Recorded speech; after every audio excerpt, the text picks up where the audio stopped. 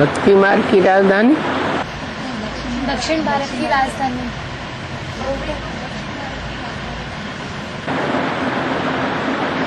वहां से दक्षिण भारत शुरू होता है और सारा दक्षिण भारत विदेश कहा जाता है बाबा की भाषा में।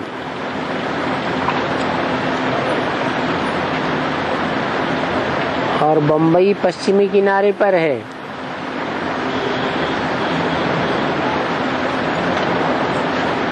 पश्चिम का देश सारे ही विदेश हैं।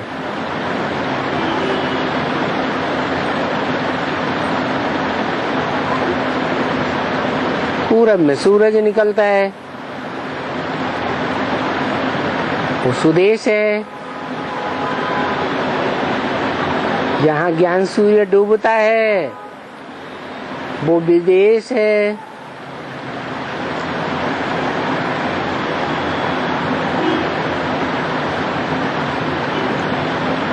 वो हर हर बम बम की नगरी है बम्बई। विदेश से बम फूटते हैं।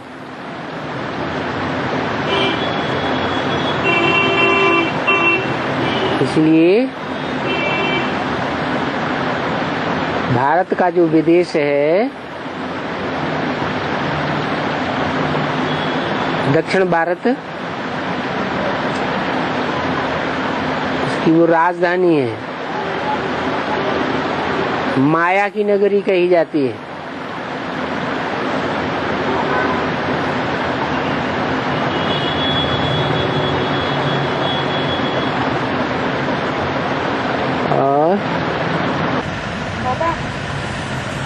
और बोलते हैं ना कि ज्ञान का बाढ़ आएगा, ज्ञान का बाढ़ आएगा और उसके बाद उसमें देह माने मिट्टी मिल जाएगा और उसमें जो सांप जैसे आत्माएं हैं वो अंधे हो जाते हैं।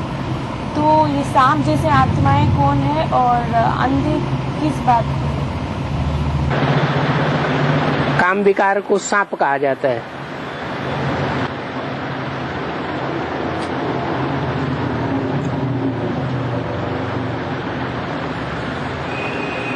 जो सर्प जैसी कामी आत्माएं हैं वो ज्ञान के उल्टे अर्थ लगाने लग पड़ती है।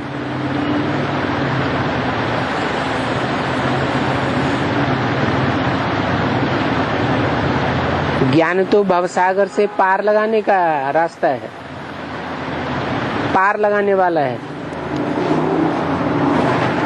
लेकिन हर चीज की अति हो जाती है जब, तो अति से अंत होने लगता है।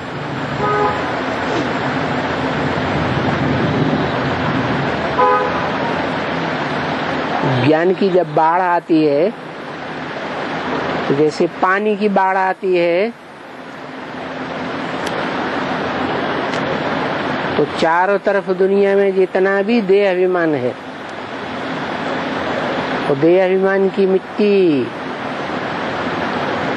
ज्ञान जल में मिल जाती है।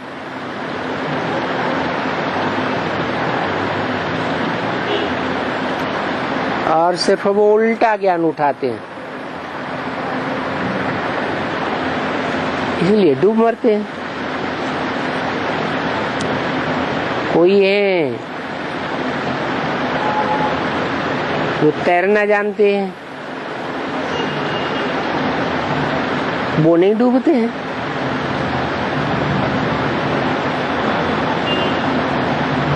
उनकी आंखों पर मिट्टी का आवरण नहीं चढ़ता है।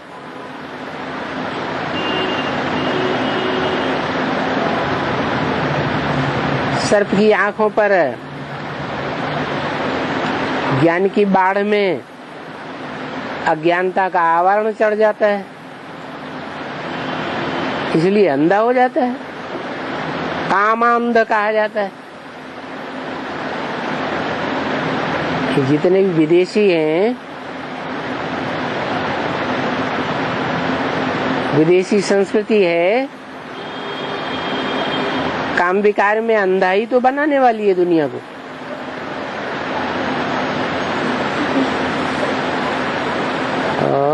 बाबा, जितना पुरुषार्थ करेंगे उतना आत्मा में पावर भरेगी, जितना पुरुषार्थ करेंगे उतना आत्मा में पावर भरेगी। तो हिटलर ने ऐसा पुरुषार्थ कब किया जो उसमें इतनी महत्वाकांक्षा आई कि मैं सारी दुनिया पर राज्य करूं? किसने कैसा पुरुषार्थ? हिटलर हाँ। उसने ऐसा पुरुषार्थ कब किया जो उसकी आत्मा में इतनी पावर आई, इतनी महत्वाकांक्षा उसको हुई कि मैं सारी दुनिया पर राज्य करूं।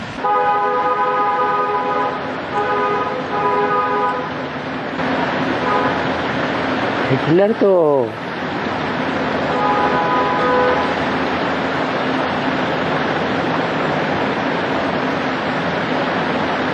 महत्वाकांक्षी तो था, सारी दुनिया पर विजय पाऊं।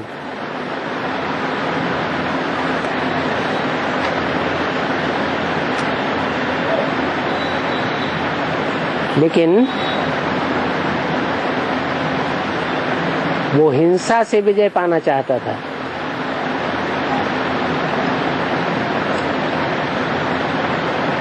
और हिंसा रावण से आती है।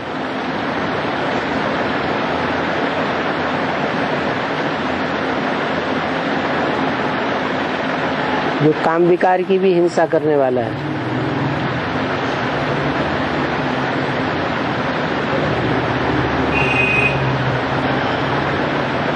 राम भगवान आता है, वो तो अहिंसक बनाता है।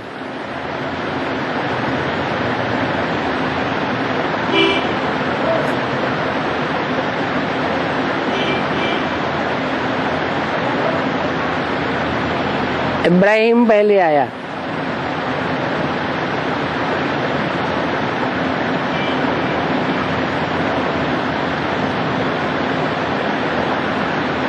और हिटलर तो बाद में आया।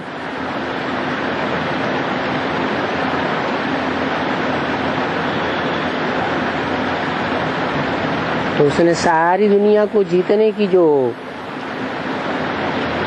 आकांक्षा पैदा की है,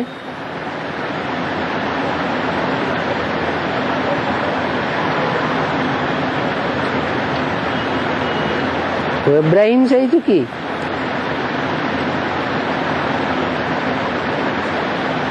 हिंसा के द्वारा जीतना चाहता था।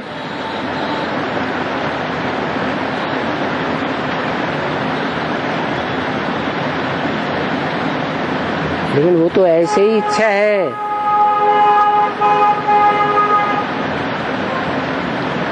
जैसे सूखा हुआ चमड़ा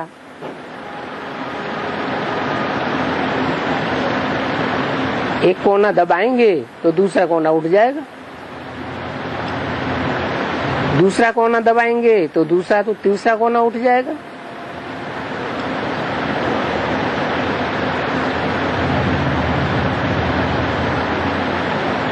हिंसा से सारी दुनिया तो बस में नहीं आ सकती।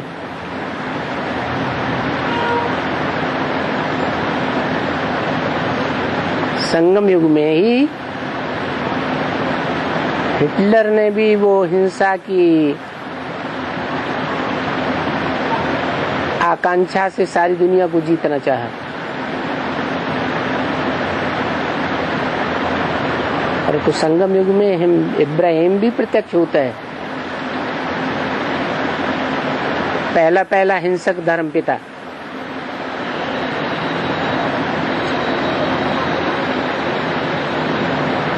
जो 2500 वर्ष पूर्व आया ब्रॉड ड्रामा में। उसकी शूटिंग यहाँ होती है संगम युग में। जब भगवान बाप आते हैं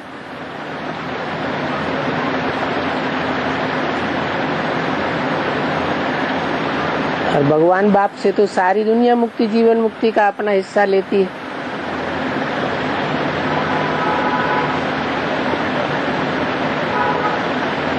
असली जीवन मुक्ति देवताएं पाते हैं।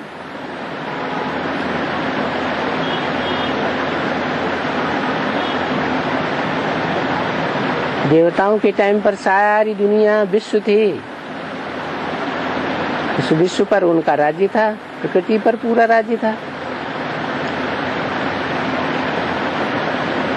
इब्राहिम के आने पर हिंसक राज्य हो गया।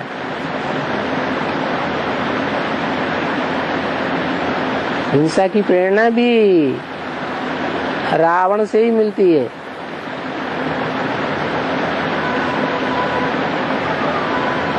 और संगम युग में ही मिलती है।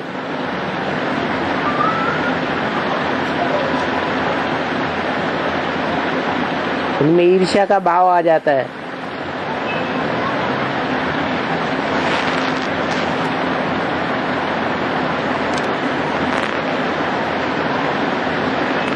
इसलिए हिंसा करते हैं।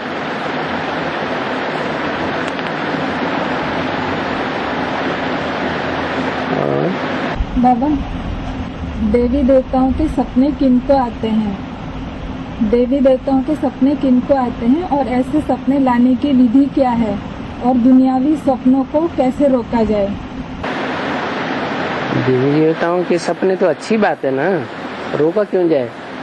नहीं, देवी देवताओं के सपने किनको आते हैं? जो देवी देवता होते हैं उन्हीं को आते हैं।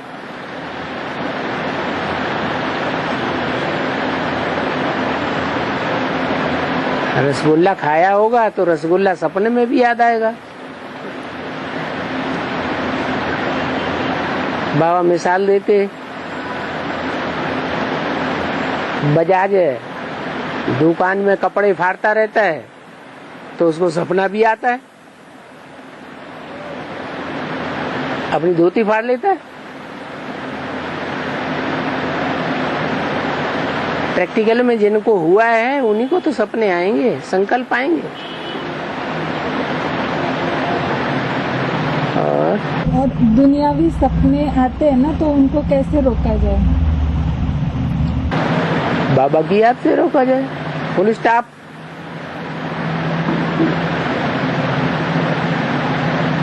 ये दुखदाई दुनिया खत्म करनी है, बार बार सामने आए, बार बार फुल स्टॉप।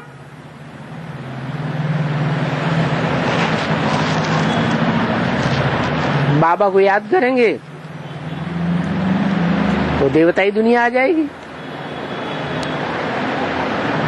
बाबा देवताई दुनिया लाता है, रावण आसुरी दुनिया लाता है। और ऐसे है कि आदमी में प्रजापिता के द्वारा ब्रह्मवाह का अलौकिक जन्म हुआ, साक्षात्कारों का अर्थ बताया ना प्रजापिता। तो ऐसे यहाँ मैंने ब्राह्मण विद्या में अमरावती मम्मा का अलौकिक जन्म कैसे साबित?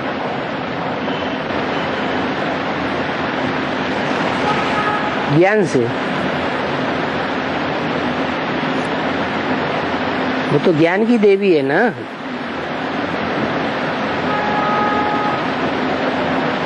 ब्रह्मा बाबा तो वो साक्षात्कारों से हुआ,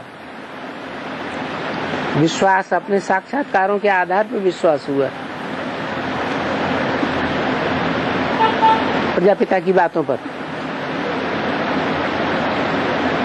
लेकिन मम्मा को तो साक्षात्कार नहीं हुए थे, उनका जन्म ज्ञान के आधार पर हुआ।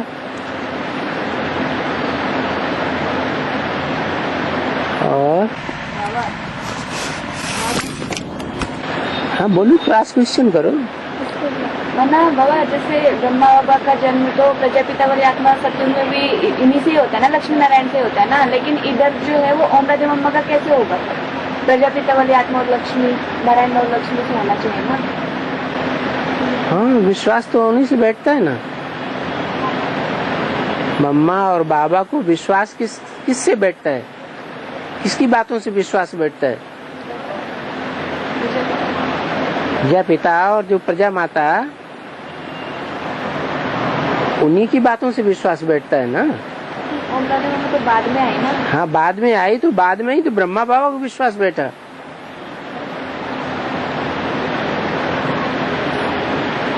पहले ब्रह्मा बाबा को विश्वास बैठा, फिर मम्मा को बैठा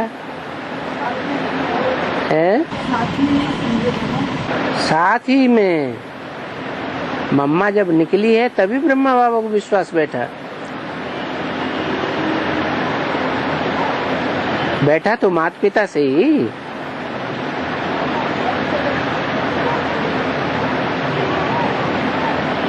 बोलो बोलो।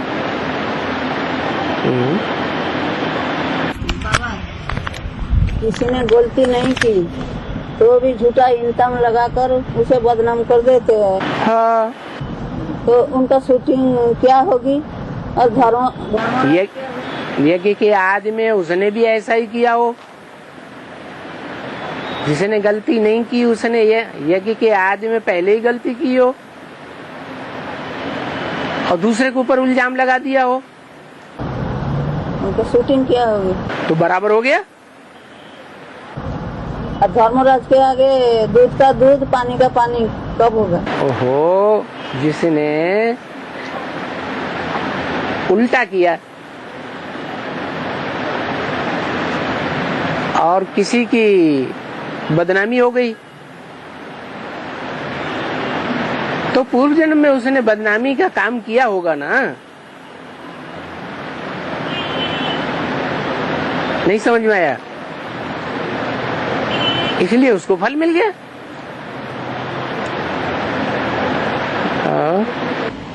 बाबा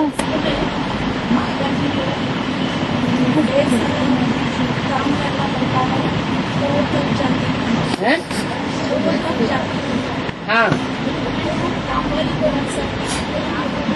दूसरी माताओं को दूसरा काम करना पड़ता है। हाँ। क्या तो लोग काम करने वाली नौकरानी को रखते उनके पास पैसा है तो रखे हैं, क्यों नहीं रखे हैं? माता के पास पैसा है? है? है? पूछ रहे तो होगा।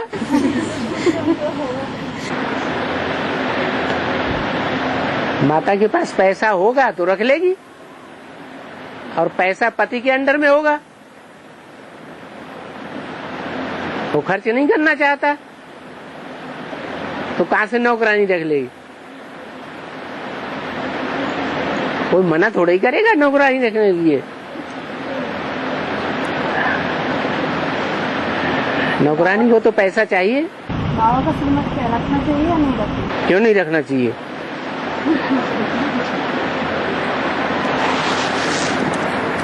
पैसा शरीर की सुरक्षा के लिए होता है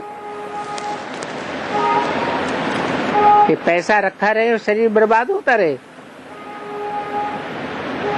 है? और बाबा गीता में बोला है 100 गुणान समतीत्यैतान, माना इन गुणों के समुदाय को उल्लंघन करके। तो इन गुणों माना 17 स्तंभ यही है। 17 स्तंभ को उल्लंघन करके फिर कैसे? क्या करके उल्लंघन करके क्या करे? हाँ,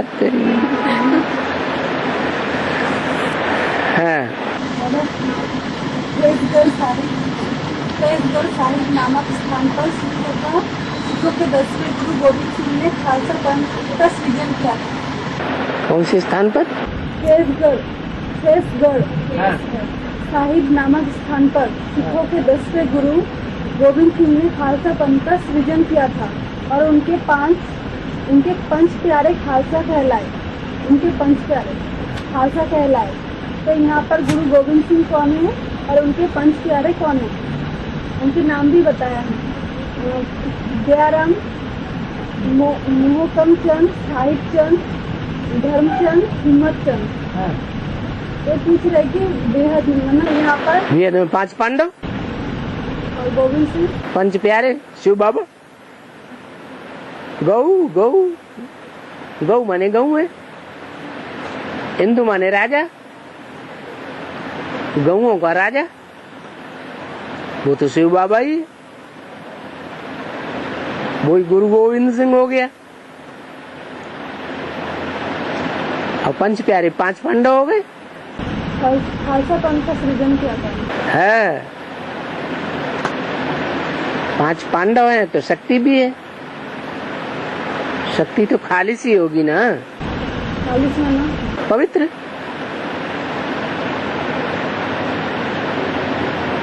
और बाबा ऐसे लिखा है गीता में, जो पुरुष अव्यभिचारी भक्ति योग द्वारा मुझ यज्ञ स्वरूप की मनसावाच्य कर्मणा सेवा करता है, वह इन गुणों के समुदाय को उल्लंघन करके नित्य सत्वस्थ ब्रह्म भाव के लिए योग्य हो जाता है। ईश्वरीय सेवा जो तन मन धन समय संपर्क संबंध की बाजी लगाकर करेगा, अपनी हड्डी हड्डी ईश्वरीय सेवा में स्वाहा करेगा, वो त्रिगुणातीत हो जाएगा। जैसे शिव बाबा त्रिगुणातीत है, सत्य रज तम 3 गुणों से भी अतीत है, ऐसे ही हो जाएगा। और नित्य सत्वस्थ ब्रह्म भाव माने है सत्वस्थ भाव में स्थिर हो जाएगा। निराकार स्टेज सत्व में स्थित, स्थिर माने सत्वस्थ है। 2018 से 2026 तक क्या क्या होगा? 2018 से 2026 तक क्या क्या होगा? क्या क्या होगा? राजधानी स्थापन होगी। जैसे जैसे राजधानी स्थापन होती जाएगी, वैसे वैसे विनाश का कहर बढ़ता जाएगा।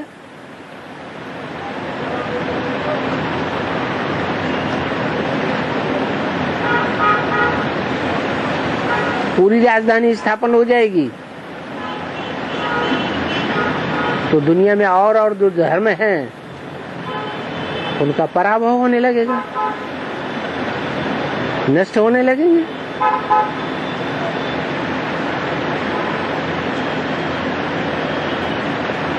उनको तमो प्रधान से सतो प्रधान बनने में 40 से 50 वर्ष लगते हैं।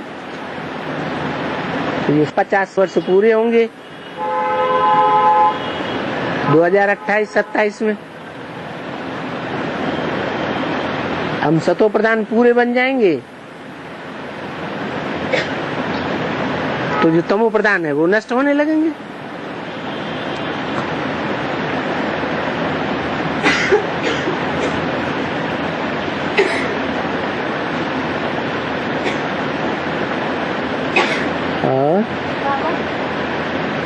बाबा की याद में पागलपन दीवानापन क्या होता है? बाबा की याद में पागलपन हाँ होता है क्या? बाबा की याद में जो पागलपन, दुनिया समझते कि ये पागल हो गया, होता थोड़ा ही है पागल। गल माने बात, पा माने पा लिया।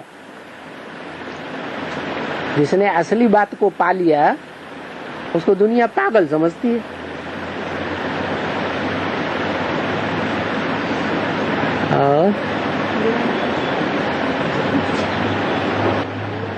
और दीवानापन दूसरी बात बताइए ना। हाँ दीवानापन हाँ दीवाना गई तो पागल कहते हैं। दीवाना हो गया, पागल हो गया। बाबा अब एक जमाने में आया है कि परदादी में डबल बाप का चेहरा दिखता है, इसका अर्थ क्या है? परदादी में डबल बाप का चेहरा दिखता है। हाँ परदादी के साथ परदादा तो होगा ना, तो डबल चेहरा हो गया ना।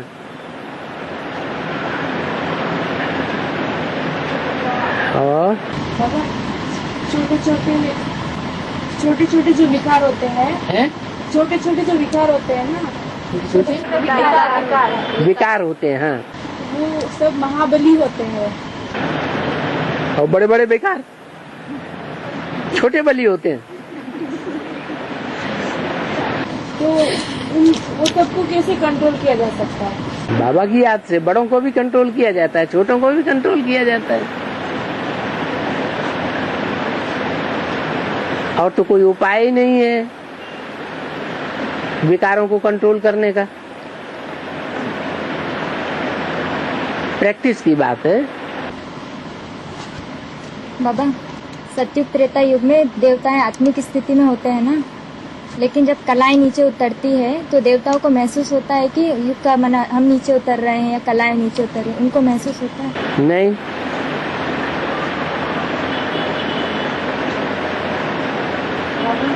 हाँ। और रावण को जलाने की प्रथा है ना, तो फिर हिरण्याक्ष और कंस को जलाने की प्रथा क्यों नहीं है? रावण रामायण की बात हो गई, जो हिरण्याक्ष है और कंस की बात आई है, वो देवासुर संग्राम से कनेक्टेड है, महाभारत से कनेक्टेड है, भागवत से कनेक्टेड है। ये तो अलग अलग कथाएं लिख दी हैं संगम युग की यादगार में।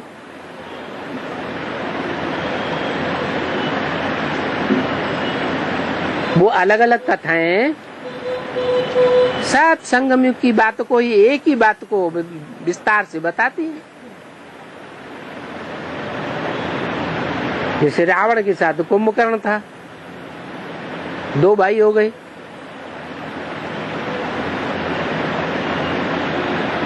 ऐसे ही हिरण्यकश्यप के साथ हिरण्याक्ष था, 2 भाई दिखा दिए। कोई अलग अलग बातें थोड़ी ही हैं, सब रावण संप्रदाय ही तो हैं। कंसी, जरासंधी, सब रावण संप्रदाय।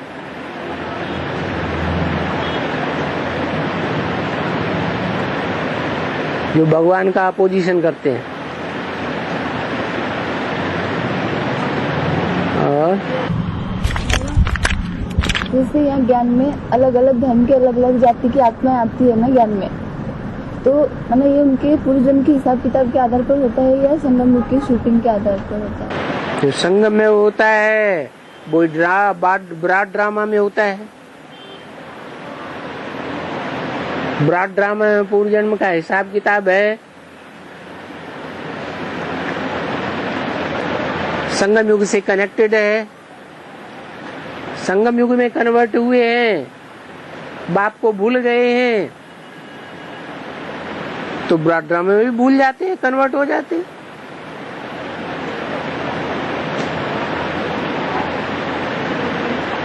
हर बात का बीज तो यहाँ पड़ता है ना संगम में।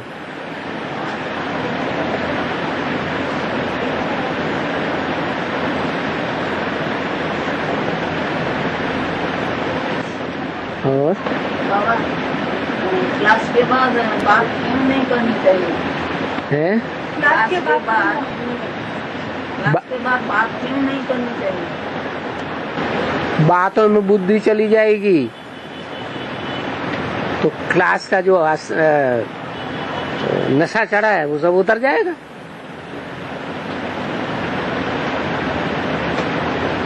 क्लास में तो ज्ञान की बातें होती है ना, ज्ञान का नशा कुछ और होता है। फिर आपसी बातों में बुद्धि लग जाएगी तो नशा उड़ जाएगा। इसलिए बातें नहीं करना चाहिए। अगर क्लास का डिस्कशन है, क्लास के बाद अगर क्लास का डिस्कशन करते हैं तो अच्छी बात है। हाँ बाबा, स्वर सत्य का वर्णन के लिए बताते हैं ना कि वहाँ जैसा कार्य होगा वैसा ड्रेस होगा, जैसा स्थान वैसा ड्रेस होगा। रुई से भी हल्की ड्रेस होगी, लेकिन सत्युग में तो कपड़े पहनने की कोई बात ही नहीं। तो ये बात कहाँ के लिए? संगम युग में। संगम युग में तो फिर कैसे? स्वर्ग नहीं होगा। संगम युग ही स्वर्ग है। जो सतयुग का स्वर्ग होगा उससे श्रेष्ठ होगा या नीचा होगा, तो यहाँ की बात अलग है। तो ये ड्रेस, हाँ है, बेहद का ड्रेस जो सूक्ष्म शरीर हम धारण करते हैं, बेहद का ड्रेस नहीं है, वो सूक्ष्म शरीर नहीं है, शरीर रूपी ड्रेस नहीं है, है? और कंचन काय का पुरुषार्थ कब से शुरू होगा?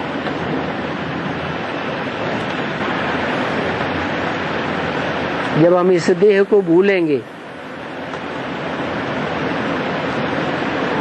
ये जो तामसी देह है,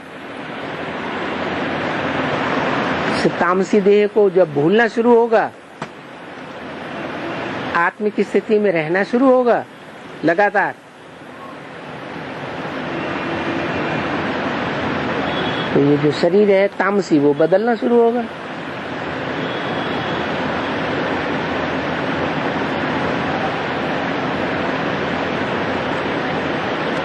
पांच तत्व हैं,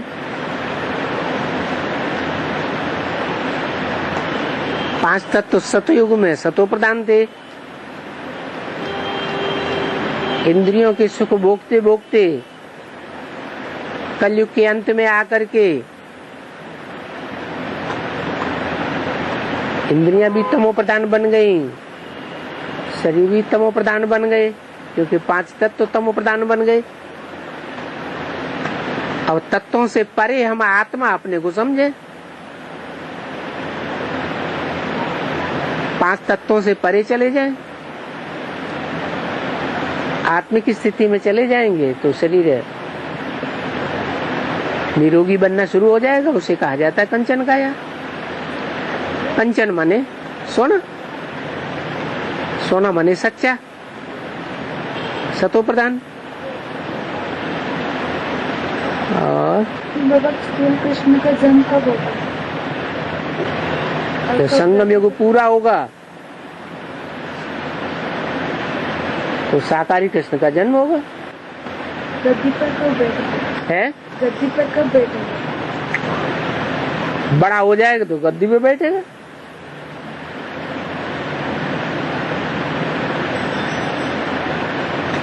ऐसे थोड़े कि पैदा होते ही गद्दी पे बैठ जाएगा।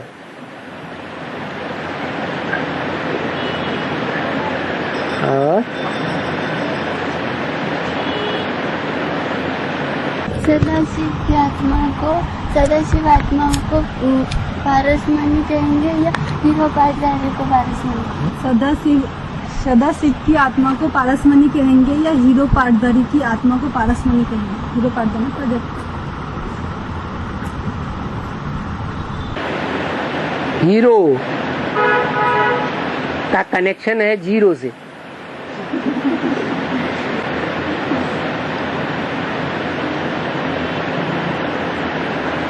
जो सदा शिव है वो तो सदा ही शिव है, सदा ही कल्याणकारी है।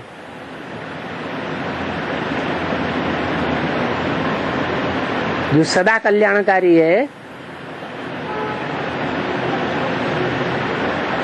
वो क्या सदा शिव में प्रवेश करता है?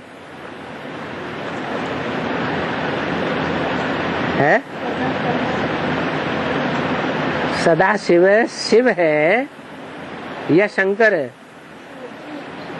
शंकर तो विनाश भी कर देता है, सबके लिए कल्याणकारी कहाँ हुआ?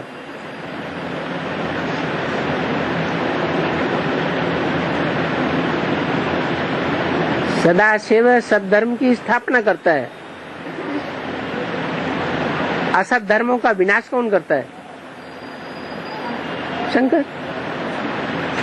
तो कल्याणकारी हुआ फिर भी तो कल्याणकारी है। पारसमणि सदाशिव। पारसमणि कोई मणि होती थोड़ी है। पारसमणि माने स्पर्शमणि, संग के रंग से चेंज हो जाते हैं, ऐसी पावर आ जाती है आत्मा में। जो संग के रंग में आया वो चेंज हो गया, जिसने देखा वो चेंज हो गया, जिसने सुना वो चेंज हो गया। उसको कहा जाता है पारसमणि। बाबा शंकर के लिए भी तो कहते हैं ना, गुंजी विनाश की वाणी फिर भी कितने कल्याण। हाँ, तो कल्याणकारी हुआ ना। विनाश की वाणी करता है ना, स्थापना की वाणी थोड़ी करता है। और कल्याणी है किसके लिए? देवी देवता धर्म की आत्माओं के लिए कल्याणी है या इस्लाम धर्म की आत्माओं के लिए कल्याणी है? 500-700 करोड़ के लिए तो कल्याणी नहीं है, है? है।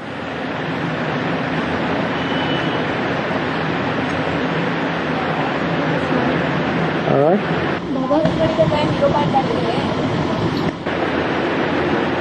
पारस कोई पत्थर का नाम दे दिया, ऐसा कोई पत्थर होता नहीं जो लोहे से छू दिया जाए तो सोना बन जाए। ये लोहे जैसी आत्माएं बन गई हैं, उन आत्माओं को संग के रंग से जो सोने जैसी आत्मा बना देता है, देवता बना देता है, तो उसका नाम पारसमणि दे दिया है, पारसनाथ दे दिया है? तो वो साकारी होगा ना, जो शंकर उसमें निराकार प्रवेश करता है तभी तो बनता है ऐसा। जीरो बनेगा तभी तो हीरो बनेगा। बाप आकर के आप समान जीरो बना देते हैं। और बाबा जो चूल पर सो दिल पर, जो चूल पर सो दिल पर, तो बेहद में चूल्हा माने क्या है? बेहद में चूल्हे का अर्थ होता है। भोजन बनता है तो भोजन बनाने वाला जब भोजन बनाएगा तो उसके भोजन का असर खाने वाले के ऊपर नहीं पड़ेगा। अब वो कैसा भी भोग हो, जो चूल्हे पर बनाया जाएगा उस चूल्हे पर बनाए हुए भोजन का असर खाने वाले के ऊपर जरूर पड़ेगा। जैसे संग का रंग लगता है वैसे अन्न दोष भी लगता है। बाबा की याद में बनाने वाला बनाएगा तो भी असर पर बढ़िया पड़ेगा। देह का सुख लेने की याद में बनाएगा तो असर भी वैसा ही पड़ेगा। देहभान बढ़ाने वाला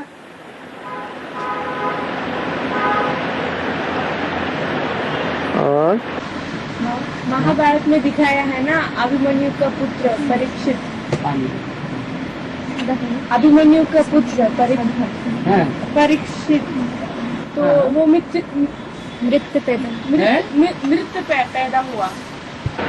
पैदा हुआ। अभिमन्यु का पुत्र है ना परीक्षित, हाँ। वो गर्भ में ही मर जाता है ना। हाँ, तो कृष्ण द्वारा जीवित होता है। हाँ, भगवान उसे जीवित कर देते हैं। तो उसका बेहद का भट्टी करने आया होगा, भट्टी करते करते मर गया, बाबा आए तो जिंदा हो गया। तो वो गर्भ में ही मरता है, गर्भ में जीवित होता है। हाँ, मर गया तो फिर बाबा आए तो जिंदा हो गया। मर गया मतलब अनिश्चय से मर गया है, अनिश्चय बुद्धि हो गया, बाबा ने जिंदा कर दिया, संजीवनी बूटी बुला के। हाँ, इनकी जो है वो और देवता इंद्र जो है वो और देवताओं के मुकाबले ज्यादा गलती करता है। हाँ। फिर भी स्वर्ग का मालिक क्यों बना रहता है? फिर भी स्वर्ग का मालिक क्यों बना हुआ रहता है? इंद्र के पार्ट बजाने वाली आत्मा कौन है? ब्रह्मा। ब्रह्मा बाबा ज्ञान को समझता है? नहीं समझते। तो बच्चा बुद्धि है। बच्चा बुद्धि को माफ किया जाता है कि छोड़ उसको सूली पे चढ़ाया जाता है? माफ किया जाता है। तो माफ किया गया।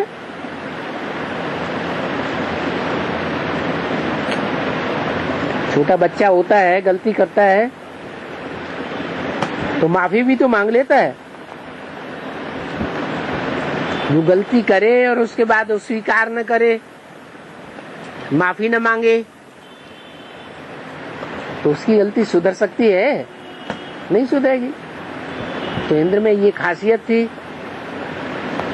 कि गलती को स्वीकार तो करता था। और बाबा, प्रवृत्ति मार्ग की नींव आत्मा में कैसे नूद होती है? प्रवृत्ति मार्ग की नींव आत्मा में कैसे नूद होती है? कैसे नूद होती है? कैसे नूद होती है? शिव बाबा है। शिव बाबा जब इस सृष्टि पर आता है तो अकेला काम करता है, ये प्रवृत्ति में आके काम करता है,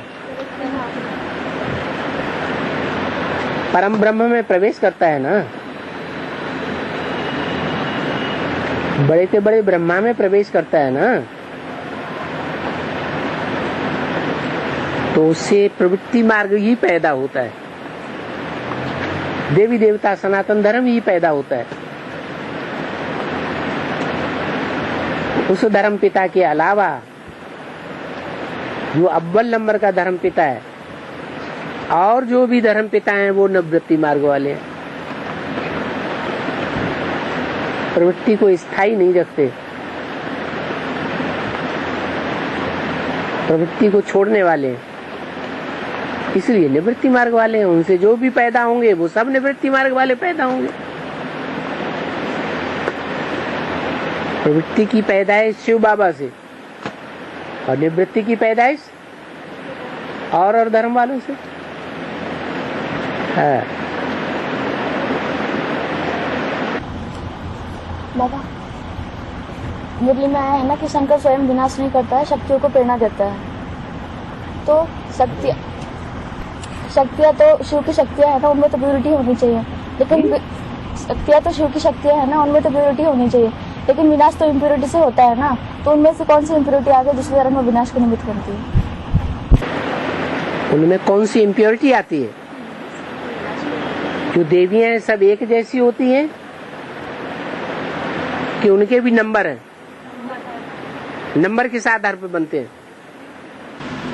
प्योरिटी, पुरुषार्थ। जो अव्वल नंबर की प्योरिटी, उसके नंबर बन गए। लास्ट नंबर में गिरी जा करके तो इम्प्योरिटी हो गई, तभी तो लास्ट गई।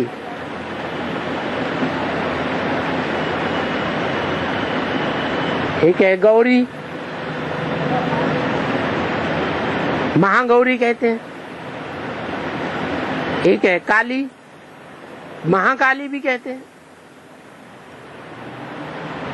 तो काले कैसे बनते हैं? इम्प्योरिटी से काले बनते हैं। और गोरे कैसे बनते हैं?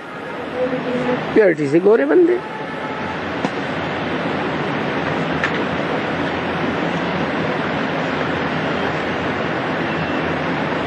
जो पहले नंबर में पूजी जाती है, 9 देवियों की जब पूजा होती है तो पहले नंबर की जो देवी है लक्ष्मी,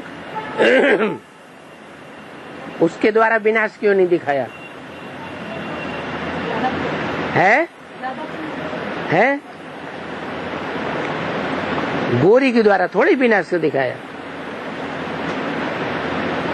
काली हो गई तो सारी इंद्रियां काली हो गई, उसके द्वारा विनाश दिखाया है। 9 देवियों में लास्ट नंबर फिर काली है। 9 देवियों में लास्ट नंबर काली है। काली है क्या? कौन? 9 देवियों में लास्ट नंबर काली है क्या? काली तो है। 9 दुर्गा पूजन होता है तो लास्ट में माँ काली का पूजन होता है।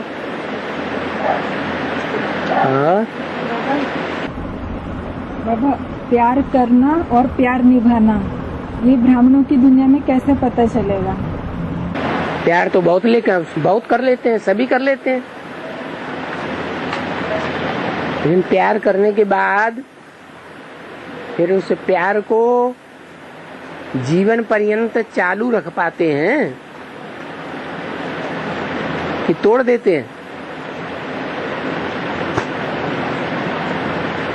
प्यार को काबिज रखने वाले थोड़े होते हैं और तोड़ने वाले बहुत होते हैं।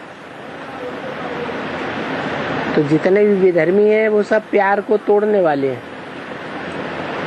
इसलिए विधर्मियों की संख्या दुनिया में बहुत है। और प्यार को रखने वाले, काबिज रखने वाले देवताओं की संख्या कम है। उन देवताओं में भी नंबरवार है, कन्वर्ट होने वाले देवताएं भी हैं जो विधर्मियों के प्रभाव में आ जाते हैं। प्रभाव में आ जाते हैं इसलिए वो भी वही हाल करते हैं, प्यार को निभाते नहीं।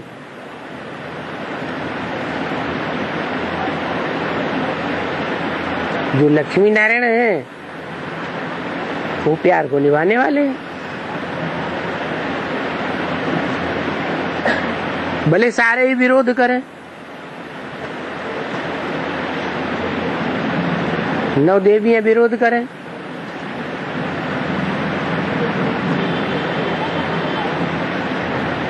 तो भी सारी देवियां विरोध करती हैं। गंगा विरोध करती है, यमुना विरोध करती है, जगदम्बा विरोध करती है।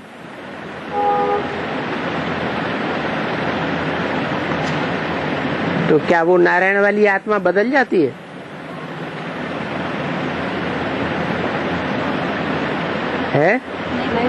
नहीं बदलती।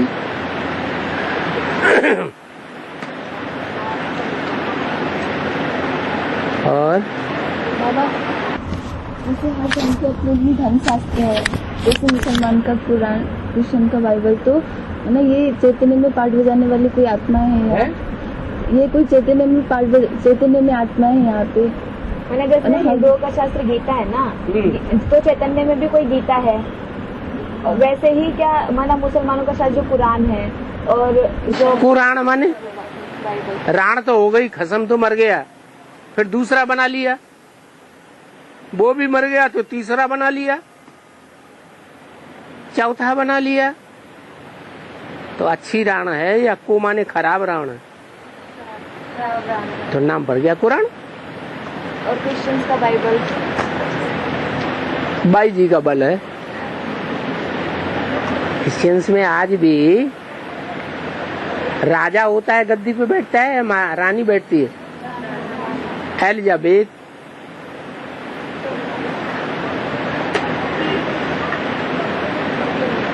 और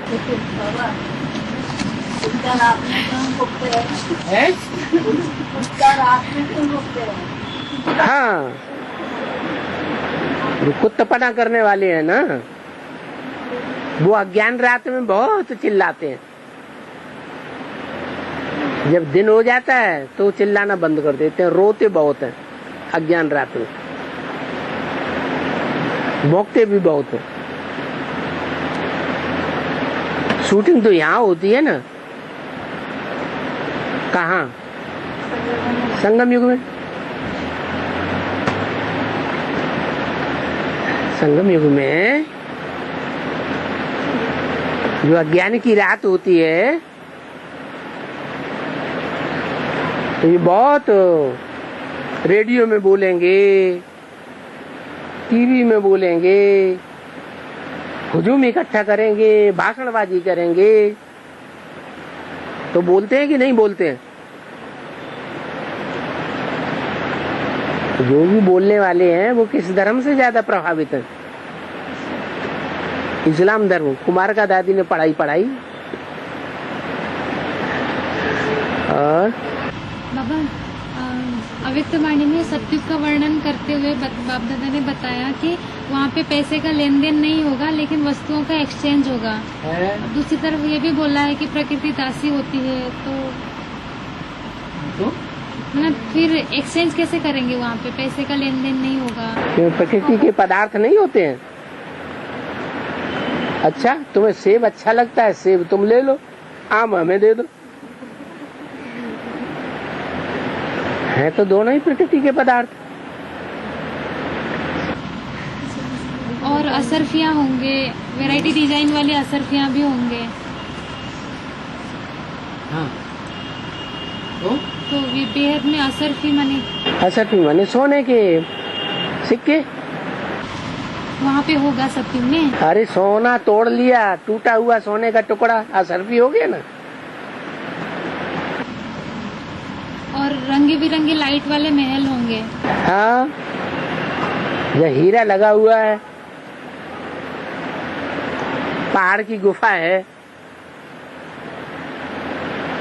जैसे अजंता एलोरा में गुफाएं बनी हुई हैं, बड़े बड़े हाल बने हुए हैं,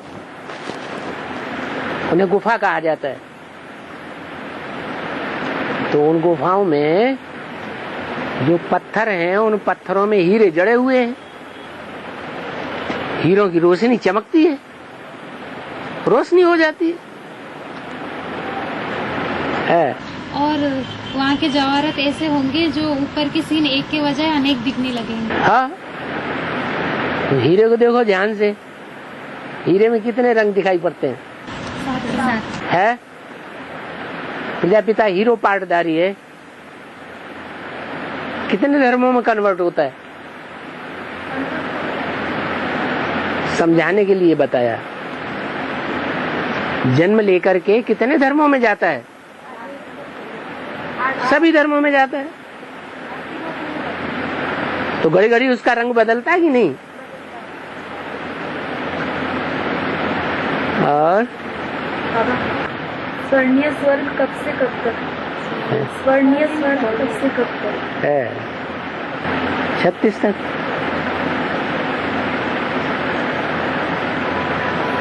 दो 2036 तक, जब से बाप की प्रत्यक्षता हो तब से लेकर 18 से 18 वर्ष। बाबा ने कहा है ना 18 के बाद जैसे आप प्रत्यक्ष होंगे वैसे वैसे बाहर जो है युद्ध का है, मैंने जैसे जैसे मतलब प्रत्यक्ष हो जाएंगे ना 18 से ज्यादा बाहर लड़ाई वगैरह शुरू हो जाएगा ना। हाँ। इसीलिए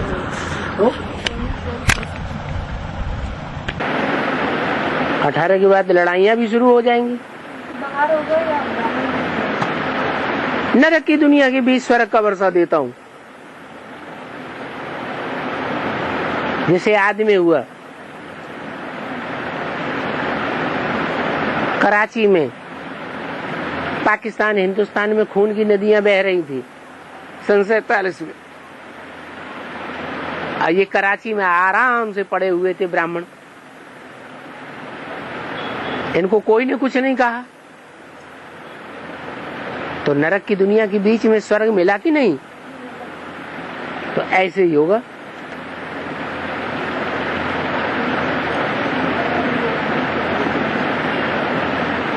और मुरली में बोला है ना कि राज्य चला जाएगा, मिलिट्री राज्य आएगा। ठीक है, तो लेकिन अभी तक तो देखने में नहीं आता है। तो आएगा, अभी कैसे, अति होने दो तब अंत आएगा। भारत में तो मिलिट्री राज्य हुआ ही नहीं कभी, पाकिस्तान में तो कितनी बार हो चुका। भारत में एक ही बार होगा। जिस्मानी मिलिट्री का भी राज्य आएगा, घर से बाहर भी नहीं निकलने देंगे। चौड़ी सड़क पे आना तो दूर, घर के पास जो गली होती है उसमें भी नहीं निकलने देंगे। ठां से बंदूक मारेंगे, ऐसा मिलिट्री राज्य आएगा।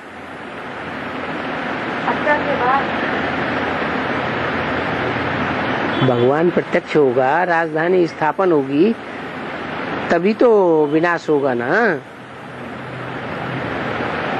स्थापना के बाद ही विनाश होना है ना। और बाबा, जगदम्बा के हाथ में 2 झाड़ू दिखाते हैं, तो वो झाड़ू यज्ञ में ही ना बाहर में। जगदम्बा ज्ञान यज्ञ के अंदर है, तो उसके बुद्ध रूपी हाथों में जो काम करने वाले झाड़ू हैं वो भी अंदर ही होंगे, बाहर की दुनिया की थोड़ा ही होंगे।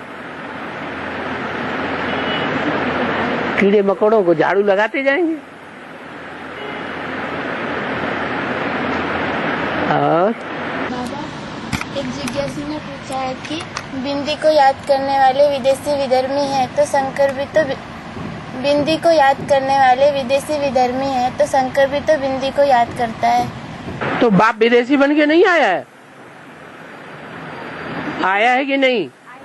आया है। अगर विदेशी बन के ना आया होता तो तुम सबसे मिलने भी नहीं पाता। फिर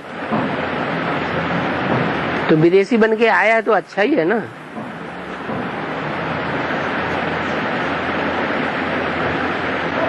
तुम क्या समझते थे? हाँ? बाबा बाबा बोलते हैं ना, कोई आत्मा किसी की दुश्मन नहीं होती है, हर आत्मा अपने लिए दुश्मन है और अपने लिए दोस्त है। लेकिन मुरली में बोला है कि माया रावण तुम्हारा दुश्मन है, और ये भी बोला ये मुसलमान पुराने दुश्मन है। मुसलमान हैं तो ये देह का धर्म है कि आत्मा का धर्म है? देह का धर्म। तो देह का धर्म उन्होंने धारण कर लिया तो वो दुश्मन है। देह का धर्म त्यागेंगे तो आत्मा आत्मा बाई बाई।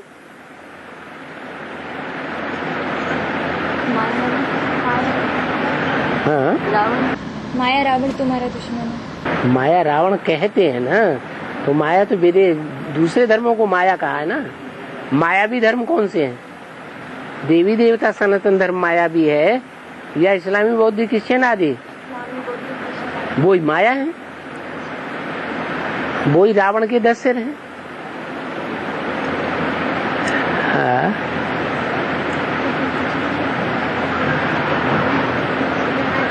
अरे ऐसे ऐसे न करो।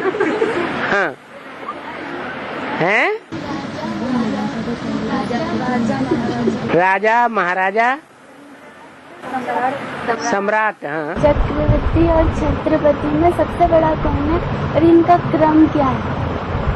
जो चक्रवर्ती राजा होता है वही महाराजा कहा जाता है। राजाओं का भी राजा वही सम्राट कहा जाता है। सम माने संपूर्ण, राट माने राजा, संपूर्ण राजा। और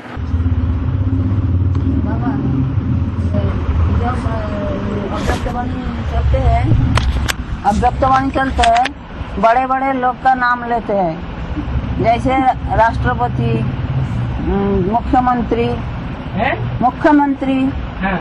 तो ये ब्रह्मा बाबा बोलते हैं ना, दादी दीदी बोलते हैं। दादी दीदी बोलते हैं? अव्यक्तवाणी में दादी दीदी बोलते हैं।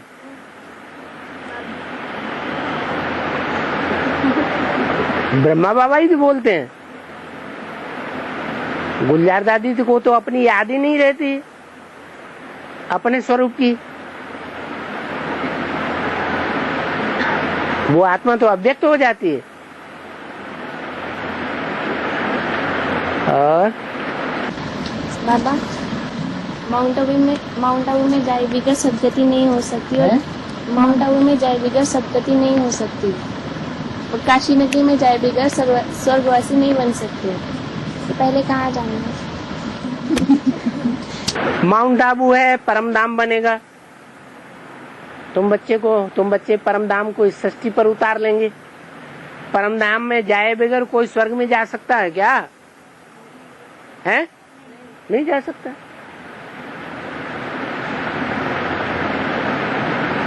और पहले माउंट आबू फिर काशी है? पहले माउंट आबू फिर काशी। हाँ, जहाँ बहुत काश्य, काश्य माने याद का तेज हो, वो ही काशी नगरी। बाबा फिर ऐसे भी तो बोलते हैं ना, काशी में जो मरेंगे वो स्वर्ग में चले जाएंगे। अब काशी तो वास्तव में स्वर्ग है नहीं ना, तो मरना मना फिर क्या? काशी में जो मरेंगे वो स्वर्ग में जाएंगे। वो तो भक्ति मार्ग में कहते हैं, भक्ति मार्ग वाली काशी के लिए कहते हैं। वो तो वास्तव में स्वर्ग, ज्ञान मार्ग की काशी है ना। जो भक्ति मार्ग की काशी, वहाँ कोई भगवान आता है, फिर वो तो भक्ति मार्ग में यादगार बना दिए। है तो यहाँ की बात, यहाँ काशी में आकर के जो मरेंगे, माने नई दुनिया का फाउंडेशन लग चुका, तो स्वर्ग हो गया ना। तो स्वर्ग में मरेंगे तो स्वर्ग में आवेंगे, और नरक में बनेंगे तो नरक में जावेंगे। वाइब्रेशन चेंज होने की बात है। ओम शांति।